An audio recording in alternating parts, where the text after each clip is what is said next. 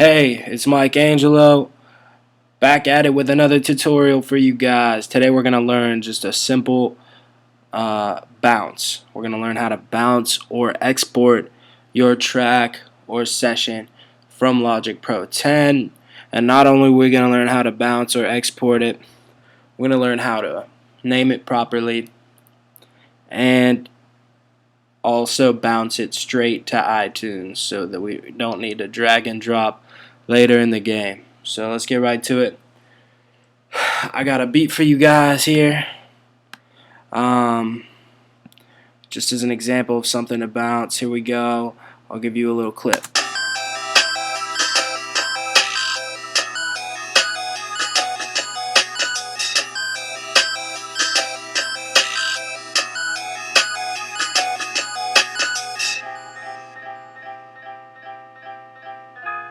Alright, yeah, so I got this beat, and when you're bouncing something, that means, you know, it's usually at the end of your workflow for that particular time period, and you want to at least have a reference track, if not a final version. So I'm going to highlight with the loop bar the entire track, leave a little tail at the end, and it's usually wise to leave a little room at the beginning, but it doesn't usually make any errors, so I'm going to not do that right now. But if you want to just leave a little room in front of the waveform or in front of whatever's first up here, then you can. So then I'm going to press X, bring up my mix window, go all the way down to the right, and then I'm going to throw a limiter on the master track just to kind of bring and just use this preset factory default just to kind of have something to bring my mix a little bit together for when I listen to it. And then I'm going to just click right here, get everything zeroed out. And if I don't have this bar ready, then the loop bar already going where I want it, you can just simply click and drag and it'll appear wherever you want it to. So I'll just get that back to how it was. Got my limiter up here. I'm going to click right under output all the way on the right to the left of master, to the left of the master track. You're going to see the BNCE, that stands for bounce. Once again, you might want to double check your session, make sure all the levels are good, make sure everything's going to the right buses or outputs, and then we'll click bounce. And for a final mix, I'd recommend doing PCM to a WAV file, but for this we're going to do MP3. And you might want to take a screenshot of what I have my settings as. Offline bounce means that it's just going to bounce it pretty quickly. Real-time bounce means it's going to play the song while it bounces. Some people say that bouncing it offline might include errors, but I don't usually find that to be the case. And you know, time is money, so. And then to add it to iTunes, you're just going to click right here. It says add to iTunes. That's also if you're making the PCM WAV file, add to iTunes. So here we go. I'm going to press OK. It's going to bring me to,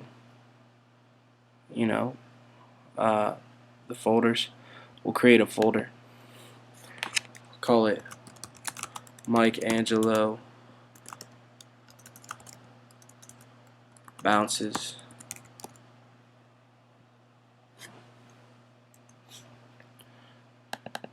And I'll call the beat trippy space time. Use Mike Angelo. Then I'll go ahead and bounce it. You'll see how quickly this takes. The first thing it bounces it to is a wave, and then part of it bouncing to an MP3 is it just converting it before saving it as a final file.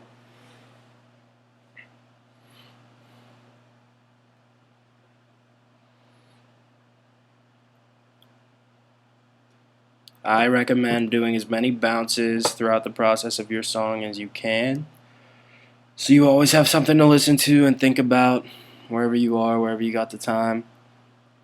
Honestly, most of the mixing I do is in my head, and then actually doing it doesn't take that much time once I listen and think about what I need to do enough times, if that makes sense.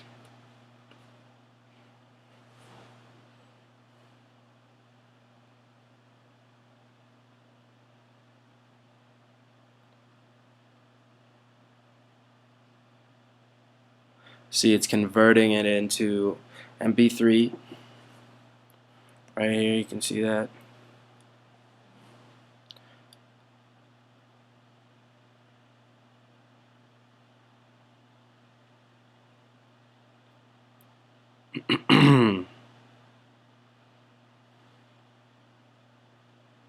And we should be about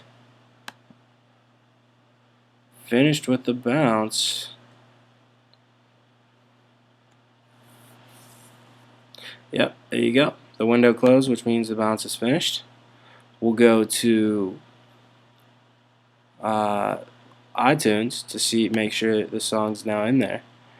There might be more than one Logic playlist. It automatically creates them, and that can be because things can get mixed up when you're putting the playlist on your phone, etc. That they just make a new one.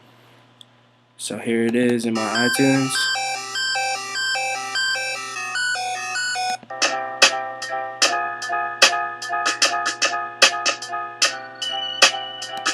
Boom. Alright. So we'll quit iTunes.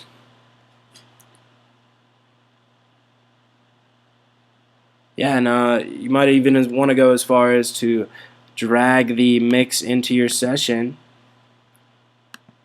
so that you can have a reference right there in your session. So I'll go to the Finder, Mike Angelo Bounces, where I saved it, and just boom. Import it so I can know where my mix last stood and go from there. Alright, well, this has been a dope